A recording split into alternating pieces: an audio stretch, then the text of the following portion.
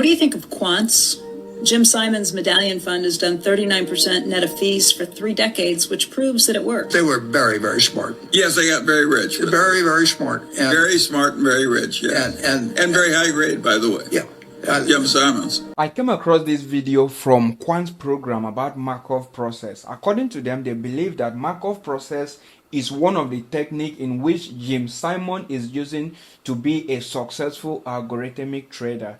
In case you don't know who Jim Simon is known for using sophisticated mathematical and statistical models in his trading technique. And Markov process states that tomorrow probability depends on today. For example, the way you live your life right now or the actions you take right now will determine how your future will look like. That is Markov processes. So I was very curious to check out how this strategy will play around. So I said, why not do this with my subscribers? So if you've not just subscribed to this channel, do well to click on the subscribe button, like this video, and comment down below about Markov strategy, or if you are interested in using Markov strategy in your trading algorithms. Okay, let's dig deeper to Markov process. As you can see on my screen right now, this 2 circle represents a period of time in which the market is bearish or bullish. For example, a specific candle of the daily candle. For example, this is BTC chart here on my screen. So this specific candle is a bullish candle, and here the bearish candle, so the up and down in percentage. If we do navigate our crosshair or our measurements here and go, you see this was up candle by up to 6% or 6.2% in BTC USDT charts. So that's exactly what this represents. So the positive percentage is a period of up and the negative percentage is a period of down. Okay, so as you can see right here, these numbers that you are seeing here, which is the proportion of the percentage, in which if you want to get it in the normal readable percentage, you can multiply it by 100. So this is 70%, in which if you multiply 0.7 by 100, you get 70. So this is 80%, and this is 30% as well as 20%. So right here, on the close of this specific candle, which is this circle, we have a long candle up to 70%. And here we have a down candle, that is the bearish candle, that's dropped up to minus 0.2, which is 20%. So this is 70% and this is 20%. So now if you want to check the probability that the next candle is going to be up or down using Markov processes, like we are going to say 1 minus this value right here. So do not worry about this value. This value is just hypothetical value, just for this hypothesis that we are doing right now. If we subtract 0.7 from 1, you will see that you have 0.3. So the probability that the next candle is going to be down is only 30%. That is what it means. And if in a scenario that the current candle right now is down up to 20%, for us to get the probability of the next candle, we are going to say, okay, 1 minus 0.2, which is going to give us 0.8, which is the probability of the next day being up candle. So based on our Markov process, the probability that the next candle is going to close bearish is only 30%, but the probability that the next candle is going to close bullish is 80% in the case of the current candle being short. So that's just an example of Markov process in this case. Okay, and then if you go to our transition metric right here, you are going to see that the current candle being up and the future candle to be up is 70% in this case, and then the current candle being up and the future candle being down is only 30% right here. But the current candle being down and the future candle being up is 80% right here, while the current candle being down and the future candle being down is only 2%. That's exactly how Markov processes works. Transition metric will show you statistics of this Markov process. You can choose to add more columns to this metric with different conditions. So that's exactly how Markov process works with transition metric. Okay, but there's something you need to understand about Markov. So let's compare Markov with human. This is you right here, and this is Markov right here. So we can see right here you are going to home. So if you are at home, there's probability that you are going from home to the market when there's no food at home. So you have to go to the market and buy something that you are going to eat and then go to work. And if you're at work, the probability that you are going to home is going to be 90% or 80% or 100% because you are just closing from work. So if there is food at home, the probability is 100% that you are going home, that you are not going to the market to buy any grocery. That's in the case of human being, but it's different with Markov. If Markov is at work, the probability of going to home or market is different in the case of human beings. So if Markov is at home right now, the probability of going to market or home is 100% because it has nowhere to go. That's in the case of being at home. But if it is in the markets, the probability of going to home or going to work is 50-50, and the probability of it going to home or going to market when it is at work is also 50-50. So that's in the case of Markov. Compare it to human being, and that's what you should take into consideration when you are trading with Markov technique, and I am going to explain that later based on probability in trading. Okay, so I have a Jupyter Notebook script right here in my Visual Studio Code in which we are going to use to experiment this Markov processes using BTC USDT ticker. So here I have a Markov hypothesis.ipynb, which is Jupyter Notebook file extension right here. So for you to get Jupyter Notebook on your Visual Studio Code, you need to install Jupyter extension as well as Jupyter kernel, which is going to install for you automatically when installing Jupyter Notebook, and then open a Jupyter Notebook file extension in your Visual Studio Code. That will automatically prompt you to install Jupyter kernel. Okay, from here we import CCXT, which is the library we are going to use to connect or fetch data from exchanges without you having to hard code our API query on our own. Like in the case of this, we are fetching the public fetch open, high, low, and close volume using CCXT. So that's what CCXT is all about. So we have our pandas import and also numpy import, which we are going to use during this project. So right here we have our exchange instance, which is ccxt.binance to instantiate Binance exchange, and here we have our open, high, low, close volume of BTC USDT ticker for the daily time frame, and we fetch a limit of 1000 bars of a daily time frame. Okay, so on this code right here, we then have our lambda expression to structure the data that we fetch from here, which is a list. So we take that list, we structure it in a way we are going to get the time, open, high, low, close, and volume, and then we use it to construct a data frame using the pandas that we imported from here. So we have a data frame of all the lists that we use lambda expression to refactor it, and then we pass in into this pd.data frame. Then when we specify the column date, open, high, low, here we convert the date in timestamp to date time. That's what we are doing right here. So this is the output right here. As you can see, we have the date here, the open, the highs, the low, the close, and the volume. So you can see the last candle right here, which is today, is actually the 10th of May 2025. That's when I am recording this video, and if you can see the close right here, BTC is at 103,347. Okay, so we have 103, then we have 347.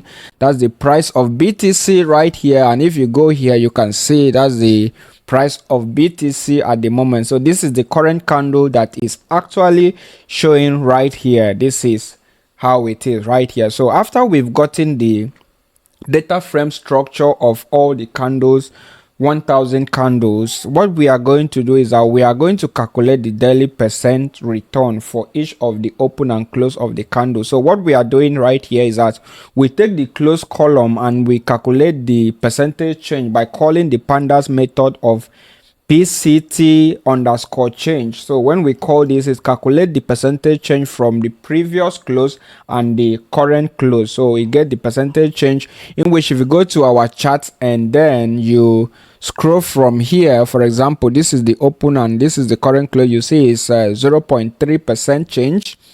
And then if you go down here, you are going to see the current candle right here is 0.3%. If you times it by 100, you are going to get the percentage in readable value. And this is the fractional value that represent the percentage. So you can see the actual one right here. So if you go to this first, second, and third one, so this is the third candle right here.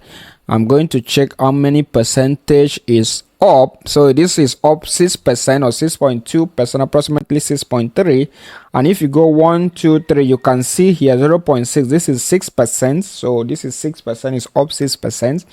So you can actually see how it's structured, the daily return per bar. So it's either the open or the close. So what we are actually doing is that we get the bar state. So the bar state is going to be where the percentage return is greater than or equals to 0. That is, it is up. You know, when the percentage change is greater than 0 or equals to 0, we consider that to be up. And then when it is less than 0, we consider that to be down. That's what we are doing here to know the current bar state. So currently now you can see the bar state right now, the current bar state is up. Remember, the Markov process uses the current state to predict the probability of the future state. So right here you can see we have the current state to be up, and if you go to the bar of our BTC USDT, you can see this is a green candle, which confirm the significance of our pandas data frame that we have here, up, down, and so on. So if you navigate here, we just get the number of up days and down days by saying the length of anywhere that the column is equals to down or equals to up. We don't usually use this value, we just print it out, in which we print it out for all of these candles that we have here, 1000 candles. The up days is 503 days and the down day is 497 days. So we actually have more up days than down days right here. So that's what we just do to print it, just to show you visually. And down here we have to select all the up days and the down days. So that's why we are using dataframe.query. So we have our query here, dataframe.query. So I don't really need this second query right here. So let's just clear it. Then we can, it's the same thing actually, but there's no need for that variable. So we have our query, dataframe.query, any section or any column that the bar state is equals to up and the columns that the bar state is equals to down. And when we calculate we check our transition probabilities, for example, the days in which it is transition from up to up. So we can see from our diagram right here, you can remember how we did here, from up to up, how many percentage, from up to down, how many percentage. And that's exactly what we are doing here. We have up to up, we have up to down, and we have down to up and down to up. So how we calculate it or check for the transition probabilities, that we take the data frame where the area that is equals to up and the area in which the previous one is equals to up. So if the current one, this represent the current candle and this is rolling data, so it takes it for all of the 1000 bars that we have. So when the current candle is up and the previous one is up, so we consider it to be up and up. So that's how it is. And then we divide it with the length of all the up days to get the probability in percentage, and then we divide it by all up days to get the proportion in percentage, the percentage proportion as well. That's how we also did here. We also did that with down days to get the proportion, the percentage proportion in which it is down to up or down to down. So once we done that, we structure it into our transition metric right here to get the same chart that I show you right here. So you can see the column right here from up to up, down to down. This is our transition metric. So what we do is that we structure it in a transition matrix and we print out that transition matrix. That's how we have here up to up is 46%, up to down is 53%, and down to up is 54%, and down to down is 45%. So if you are to trade this, which one will you go to? Put it in the comment section. Of course, you will go to the down to up because it have a 54% probability, higher than other probabilities. So that's exactly how Markov process work in this case. So we are going to choose the side that whenever it goes down, the previous day probability is that it is going to go up. So whenever the candle goes down, in our case, for example, remember, you can't just go and be trading the candle. Whenever it is down, you buy, or whenever it is up, you sell in the next candle. That's not how it works. There are techniques applied to this, in which I am going to show you right away. So right here we can see whenever it is down, probability of this specific one at this current state shows that if it is down, the next one is going to be up. For example, this state that we see down, and we can see the current ones. This was yesterday, it was down, and the current one is actually up. So that's the probability we have here.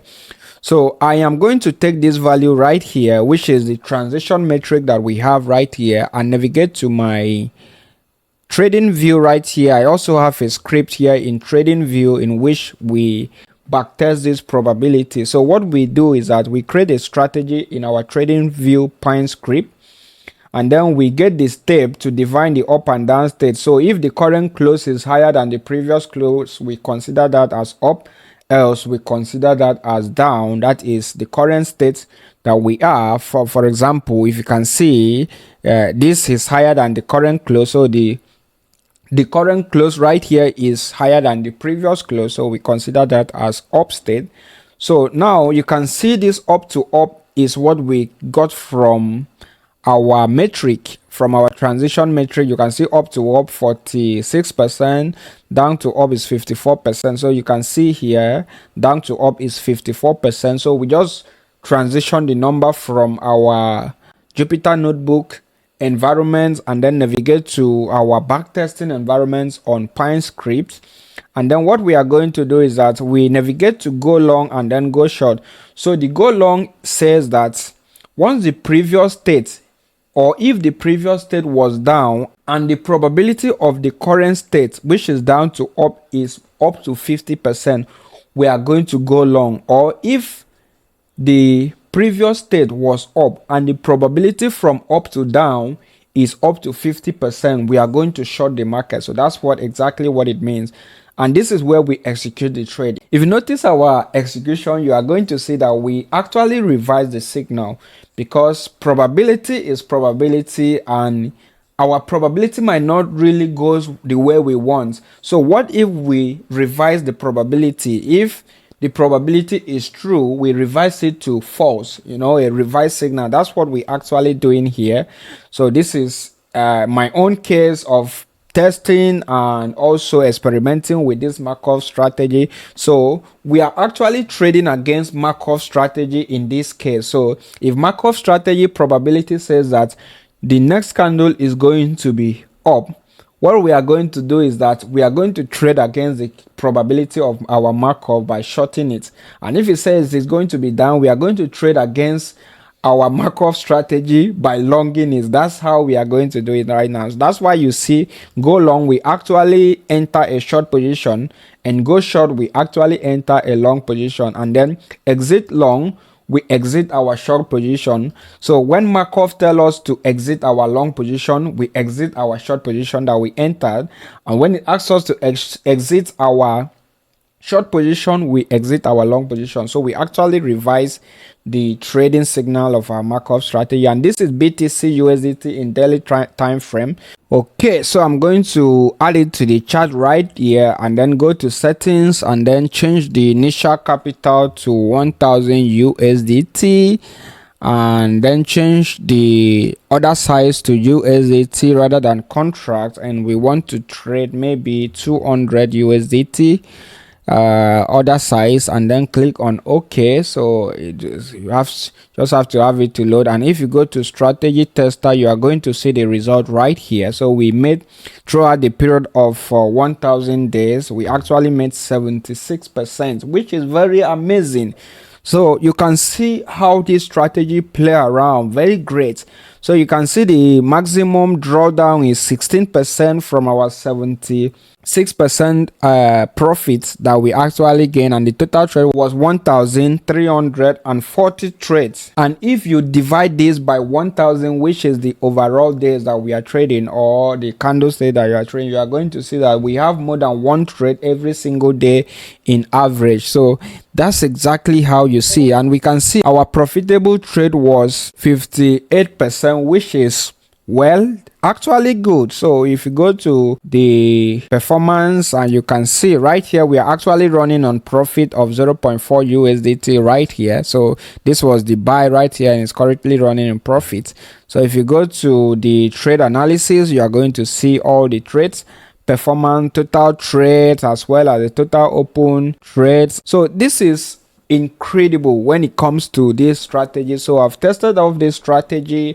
If you would like to trade with this strategy, or if you want me to build an algorithm based on Markov strategy, put it in the comment section. And if you put it in the comment section, I'm going to make this strategy and make it for free for everyone to use it. So if you still do not subscribe to this channel, do well to subscribe to this channel. So I actually confirmed that Markov strategy probability prediction actually works, but in my case I actually revised it. So if I go to other symbols, like for example, let's try ETH USDT, and you can see it actually performed well on ETH USDT. Wow, this is incredible. So subscribe to the channel right now. You can see on ETH USDT we made 124% and 21% drawdown. If you check, this is XRP, and the strategy also performed well. I'm gonna check BNB. So if we check BNB USDT, the strategy also performed well. So this is incredible. Stay tuned and subscribe to this channel. Like this video, comment and share to your friends to come and learn about Markov strategy, Jim Simon trading technique. Until then, see you in the next video.